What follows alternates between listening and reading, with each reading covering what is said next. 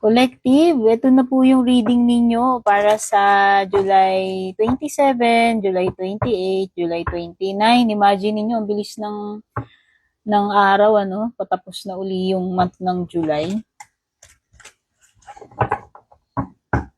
Hindi pa ako nakakagawa ng mga readings para sa month ng August, pero hopefully sana kaya ng katawan ko, antabayanan nyo na lang po. So, tignan na muna natin ito, July 27, July 28, July 29.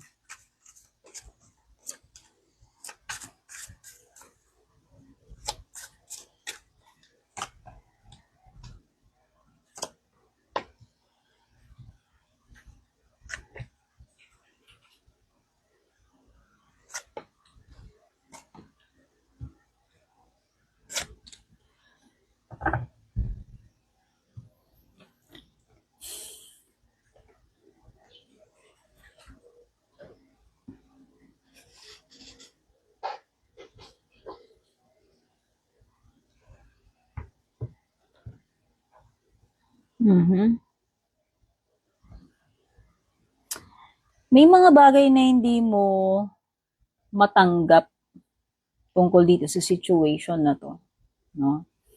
So, this is a card na nagsasabi na accept the facts, kung ano yung what you see is what you get. Kung ano yung nasa harapan mo, you have to deal with it, no? Hindi masusolve ng pag-iwas pagdalikod doon sa situation Kasi ito yung card ng in denial, ayaw harapin yung katotohanan, ayaw harapin yung problema, whether ikaw ito or kung meron mang person dito na na involved dito sa situation mo.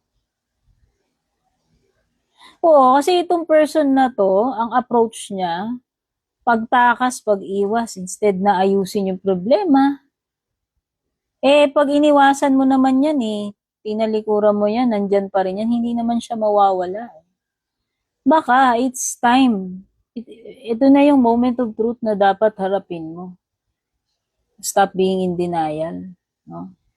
And face the problem, face the situation. By the way, pwedeng merong napipintong problema when it comes to money. Baliktad din yung Empress mo rito Hindi ganun kasagana when it comes to pera or sa sales kung negosyo, lumitaw ang justice. Pero magi-even out din yan eventually. Justice card, Libra energy. Si Empress is Taurus, Libra energy. Pero kahit naman anong signs ninyo, lumitaw din dito si Hierophant. This is Taurus. Mas lakas ang energy ni Libra and Taurus, by the way. Empress, Justice, Hierophant. Pero itong reading na ito ay para sa lahat, no? Lumilitaw lang yun sa cards kaya binabanggit ko yung mga signs na yun. So, yun na nga. Yung iba, baka meron kayong nararanasang problema or crisis. But eventually, sabi ko nga, may even out din yan dahil lumilitaw naman si Justice card dito sa ilalim. Although hindi ganun ka-okay sa ngayon, hindi ganun kasagana, hindi ganun kalakas ang kita, ang negosyo, pwedeng matumal. Pwedeng yung iba sa inyo, yung ina-expect ninyo dapat na matatanggap ninyo, hindi nyo pa matatanggap sa ngayon. No? Pero kayo mag-alala kasi makukuha nyo kung anong nararapat. No? Magiging pantay din yung mga bagay-bagay. By the way, justice, para sa mga nag-expect ng justice. Kung nandun ka sa situation na yon, ibig sabihin nito, justice is paparating. Right now, hindi ka pa makakaalis dito sa situation mo kasi nandito si Eight of Swords, no? Sa tingin ko, may stuck ka pa dyan, whether you like it or not, kahit gusto mong kumilos, gusto mong umalis dyan, wala kang magagawa. Kasi ito yung card na may stuck ka muna dyan sa kinalalagyan mong situation. Pero, dear, ang pinaka-tip dito sa barahan na ito, no? Ikaw rin naman, in the end, ang tutulong sa sarili mo. Hindi ka makakaasa sa iba. Ito yung card na nagsasabi na face your fears, i-open mo yung isip mo kasi maaaring there's a better way out there kumpara dyan sa bagay na iniisip mo, which is nagiging stagnant ka dyan kasi ikaw yung nag-i-impose ng limitasyon mo eh. Kasi iniisip mo na hindi mo kaya. Iniisip mo na ito lang yung way. Wala nang iba. Try mong mag-explore. No? Kasi itong card na to yung nagsasabi na na-confine ka na lang dyan sa situation mo kasi yun yung mindset mo. Ito yung negative thinking mo. No?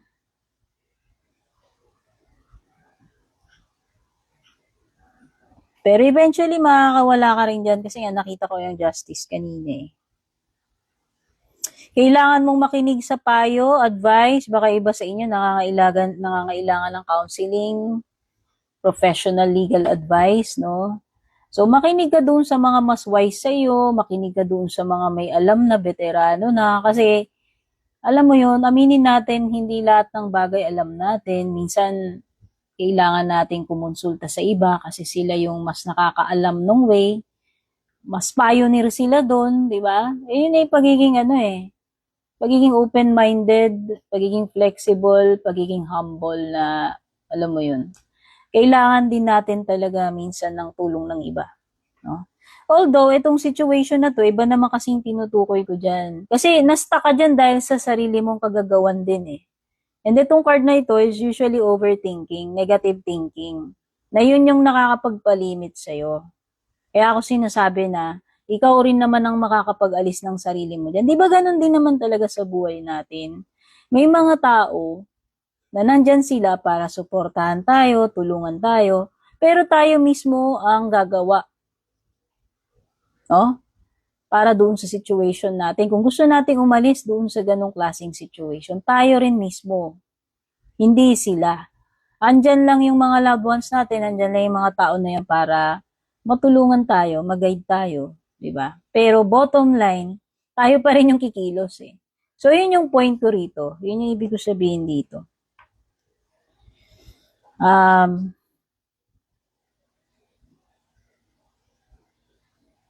Hindi pa kayo makakapag-travel sa ngayon. Kaya yung iba sa inyo na kung gusto niyo umalis, sabi ko nga may period of restriction, pagiging stuck, confined sa 8 of Swords card mo.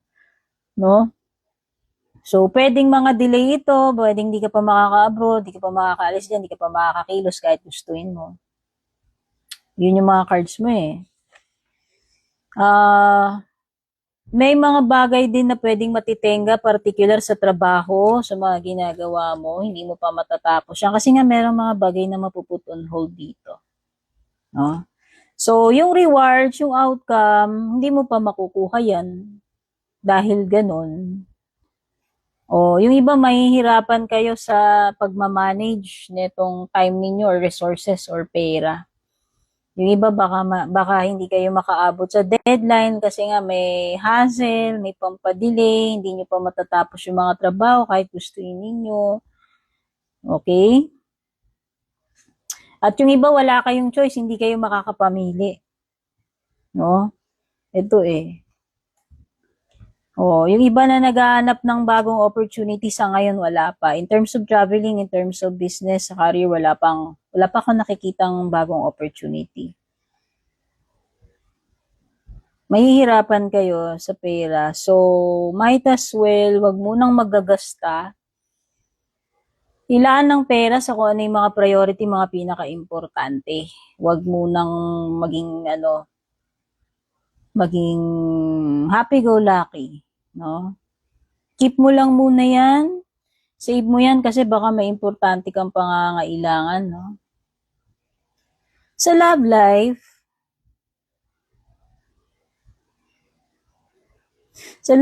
kung wala kayong communication, mananatiling wala pa rin pag-uusap itong mga susunod na days or weeks.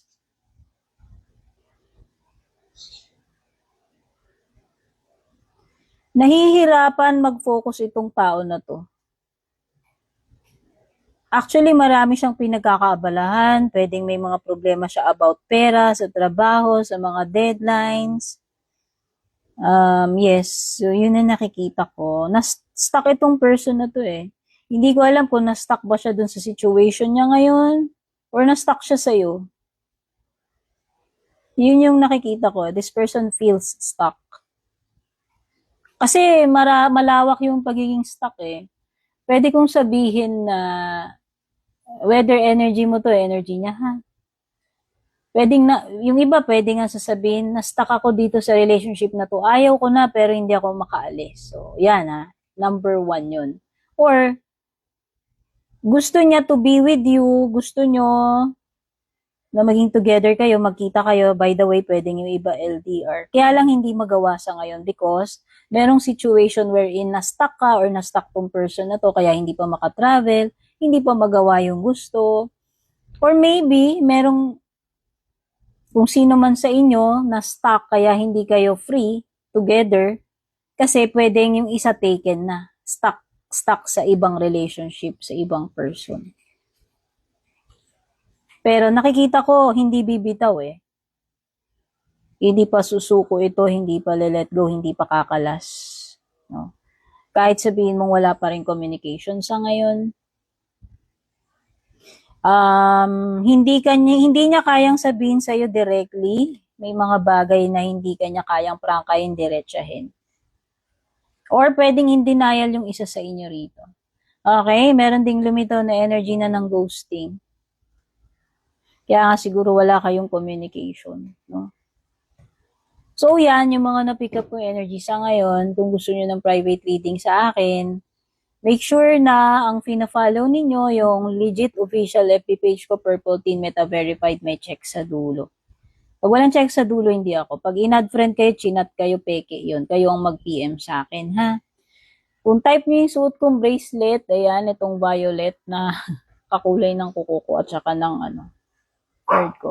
Product link, itatag ko sa video, mag-a-appear dyan sa screen, magpa-pop up dyan sa description or sa comments kung saan ninyo ma-check out ito.